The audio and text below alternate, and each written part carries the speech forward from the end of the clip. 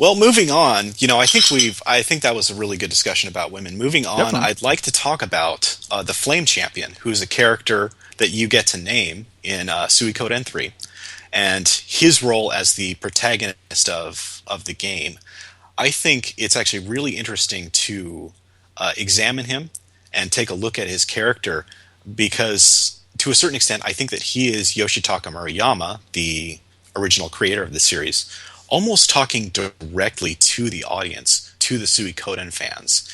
And examining him is also really interesting for people who want to get into making video games and especially writing video games and being a games writer. Hmm. I think you can really learn a lot from just watching how Murayama expertly executes the Flame Champion character. So first off, in Suikoden 1 and Suikoden 2, we had silent protagonists, right? The Yep. Tenkai characters were both silent. And this was very common, obviously, in the era to have that, especially with games like Chrono Trigger, you know, some of the Final Fantasy characters, but really mostly Chrono Trigger and Dragon Warrior and silent protagonists in those games. So Suikoden 1 and Suikoden 2 followed in that tradition. The Flame Champion in Suikoden 3 is not a silent protagonist. He actually speaks extensively in a couple of scenes. And what's very interesting is what he says. So, for example, in Chapter 4, and this isn't too much of a spoiler, I think it's fine to just go ahead and tell you a little bit about what happens. Sure. The Flame Champion is speaking to his girlfriend, Sana, and they're on the hill alone, and he he's talking about the army that he is leading and how everyone is just shoving their own hopes and dreams onto him, and he is wondering if he is strong enough to do that. And in the end, he comes to the conclusion that what I can do is I can bear their burdens temporarily, but very soon they will have to learn how to take care of themselves because I cannot bear the entire hopes and dreams of a nation all on my own. People need to learn how to take care of themselves and fight for themselves. And I think that speaks a lot to the gamer playing the game directly from Murayama. He's essentially just telling you that as great as Suikoden is, eventually you're going to have to move back to the real world and stop projecting who you are onto the protagonists of the Suikoden games. And let me tell you why I think that. Nowadays, it's very, very common to have silent or semi-silent protagonists. For example, like the main character in Skyrim, where the player is fully expected to just project themselves onto their avatar in the game, Hmm. psychologically project themselves onto the player avatar in the game, and then move throughout this world as if they were inside of the world. Murayama is, in a sense, by turning the Flame Champion into a speaking character, he is rejecting that. He is rejecting blank psychological projection onto a main character. He wants you to take the burden onto yourself and stop projecting it onto the characters in the game. And this is very, very interesting in light of a work that was published, a work of psychological literature that was published in 1973 by the great child psychologist named Bruno Bettelheim. He wrote a book called The Uses of Enchantment. And let me tell you a little bit about Dr. Bettelheim. He was, in many ways, a very interesting man. He survived the Nazi death camps in Germany during World War II because he's Jewish, and then moved to America and practiced child psychology to treat severely traumatized children. I mean, children that were the victims of abuse, children that saw their parents murdered in front of them.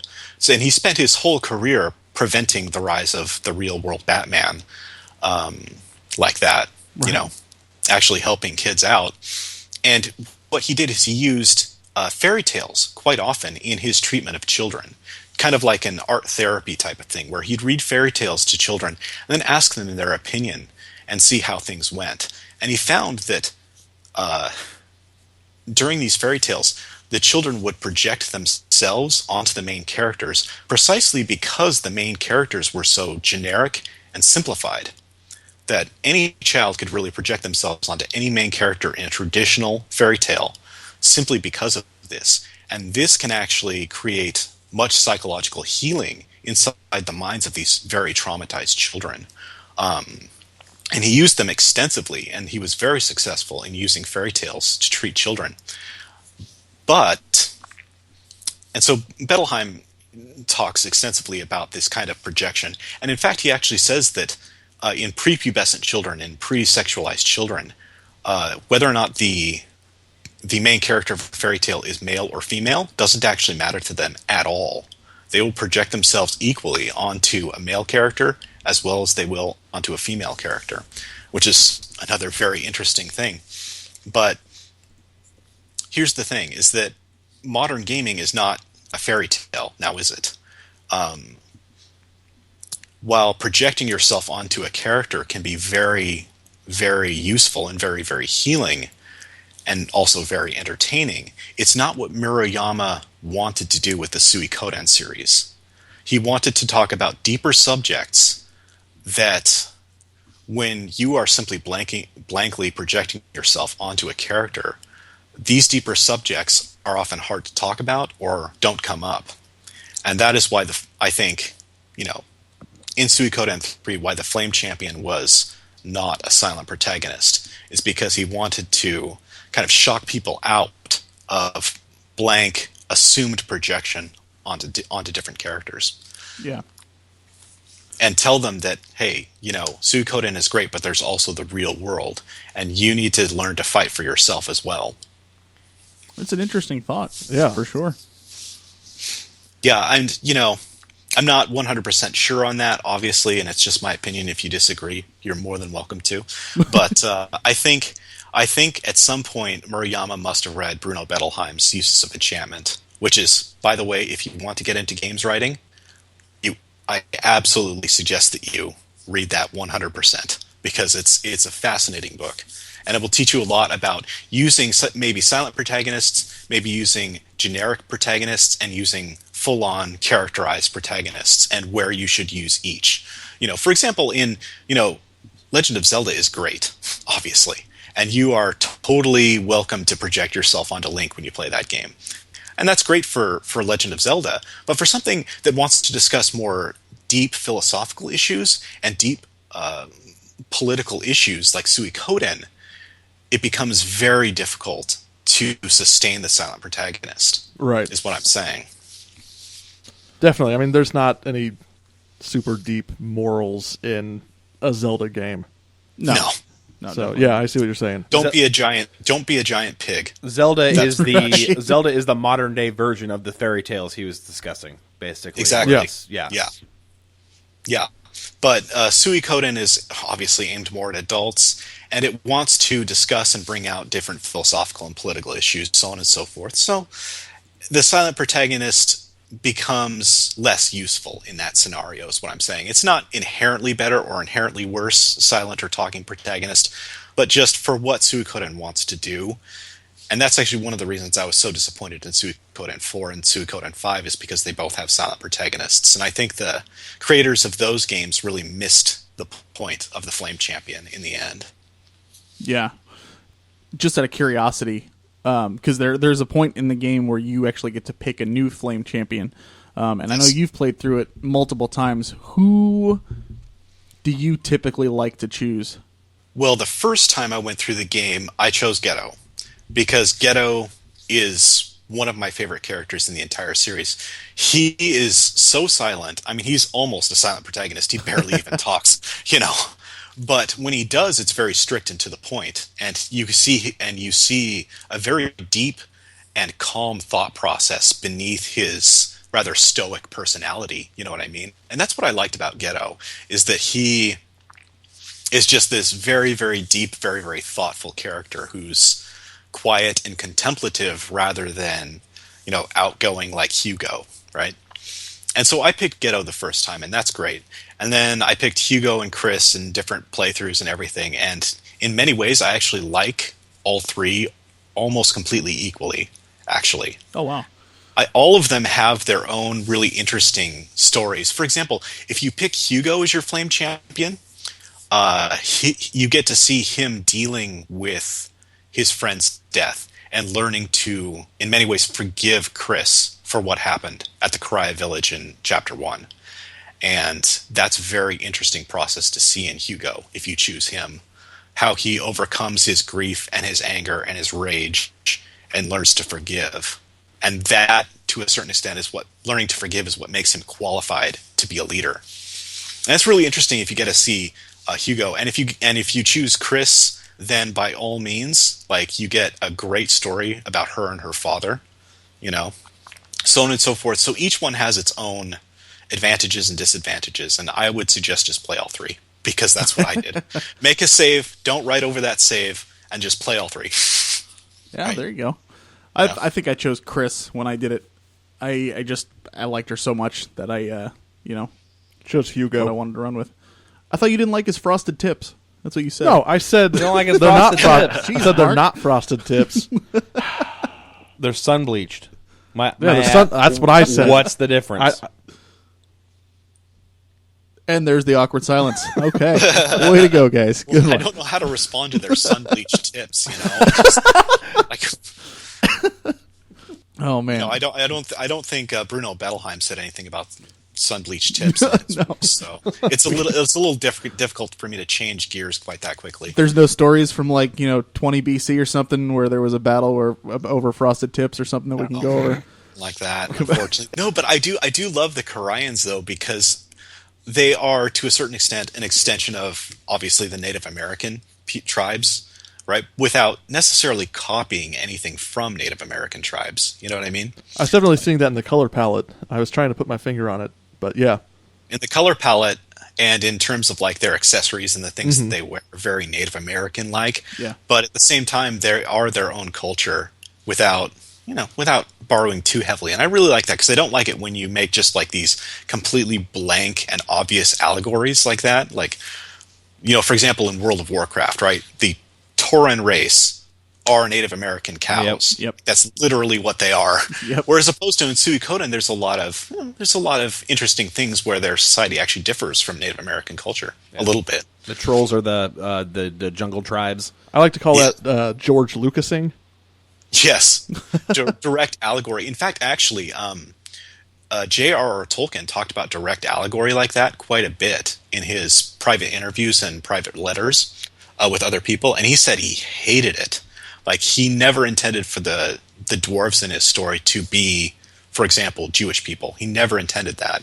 That's kind of how people took it, but he never intended it that way. I can see that. Yeah. He never intended the elves to be quote-unquote angels either. He wanted to base them more on the Tuatha De Danann from Irish Gaelic, pre-Christian Irish Gaelic. And he hated direct allegory because he thought it was the writer imposing his own will on the audience as opposed to kind of a soft allegory or metaphors, Right. where that actually inspires people to think for themselves and to come up with their own conclusions. And that's one of the things I think Suikoden does really well, is it allows you to come up with your own conclusions and it forces you to think for yourself. Oh, absolutely. Okay, I mean, you got anything else that you want to go over or talk about with 3? Oh, I've got lots more I want to go over and talk about. But, I don't think we really have that much time. We've got, 20 minutes, 10, 15 minutes left or so before we reach an hour? Yeah, something like that. And we just don't have time to do it. I mean, like I said, I can talk about Suikoden all day long. That's the 4th time I've said it on your program. It's as true now as the first time I said it. I will say it again at some point if you ever have me on again. I love talking about Suikoden. I could talk about Suikoden all day. But unfortunately, programs like this do have some kind of time limit, right? Right, absolutely. And we can't have a 10-hour podcast unless you really want to go we for it. can. Yeah. We can. That's not out of the realm of possibility, but we're definitely going to have you on again because I want Mark to play through 4. Oh no. Yeah. 4. You know what? I can defend 4. I actually really like Suikoden 4. It's just not as good as the others, is all I'm saying. Yeah, Mark. Yeah, Mark. I'll play through it if Brian does. I still got to play through 3. All right, does anybody have anything else then? No, that's it, man. That was good. Ryan, always good having you on here. I know. Absolutely. Oh, it's great to be here. I love talking about Suikoden. Oh, that's the 5th time I've said it. Boom. Yeah. So anytime, guys, anytime. Let me know. Awesome. And like I said, we get Mark to play Silent Hill 2. We'd love to have you on for that as well. Shanna. Do you want me to? Yeah. Do you want me to play Suikoden 4 or that first? Well, Silent Hill 2 is the better game. Yeah. Yeah, definitely. Well, I don't know. I haven't played Suikoden 4, so I will play Suikoden 4 next. Has its problems, but one of the things that I see in the SRM too is that we have a lot of fans from Malaysia and Indonesia, which is interesting. And one of the reasons for that is because of Suikoden 4. Suikoden 4 takes place in a place called the Island Nations. And these island nations are routinely colonized by the larger naval powers in the area. And think about how that might resonate for someone from Malaysia, Indonesia, the Philippines, yeah, right? Absolutely. And it really resonates with them. Very, very interesting way. And they're big fans of the games over there, of Suikoden 4 over there. It's one of the things that I've learned in the SRM is to appreciate Suikoden 4 from the eyes of people from other cultures too. So, Right. If only they made a few different gameplay decisions. yes. Unfortunately, Suikoden 4 had a very troubled development period, and it shows in the end. But I still love it. It's still Suikoden. What can you say? And we'll get to it eventually for sure. So, well, all right, we'll go ahead and call it there. Ryan, thank you again so much for taking the time out, man. Always a pleasure. Absolutely. Thanks for having me back. Man, I mean, what else is there to say, man? Ryan, Suikoden Revival Movement. Suikoden's a pretty awesome game. It's a fantastic freaking series. If you had we've been doing this thing for 76 episodes now. Yep. And it's a series that we've gushed about so many times. Mark and I have been longtime fans of the series, and it's just, God, if you haven't played it, what are you waiting for? We've talked about how good it is so much that What else is there to say? when a Suikoden game shows up on my top 5, I just have to be like, been there, done that. Let's move on to the next one. Exactly. But I mean, just listening to Ryan talk, it goes so much deeper than just us saying it's really fun, I like it, and you can recruit 108 people, and it's a good time. There's so much more to it than that, obviously, because he's able to articulate and really go into depth on what these characters do and motivations, comparisons to real world events, obviously, and all this stuff. And it's so cool that a game series can bring that out. And I mean, if you play Suikoden, you will really. I urge you to people listening, if you have not, go play the first game. Then go listen to our first episode that we had him on. I think it was like 19 or something. Yeah. And then do the same thing with 2 at some point and listen to the second one he was on, and then do it again with 3. And you can see these distinctions that he's drawing from this, and you can really understand, what he's talking about. Not that, you can't understand what he's talking about just by listening, but being able to put it in a perspective with a series like that, it's going to make you appreciate it that much more. So, can't recommend it enough, and I want to just give them a shout out, the SRM, real quick one more time. Their website is SuikodenRevivalMovement.com. Their Facebook page is Suikoden Revival, Facebook.com/Suikoden Revival, and their Twitter is @Suikoden Revival. So please follow them, like them, check out their site. Can't recommend them enough, and big thanks to Ryan for, again, taking the time out to sit and talk with us about my favorite game in the series, hands down. It's really fun. I like it, and you can recruit 108 people, and it's a good time.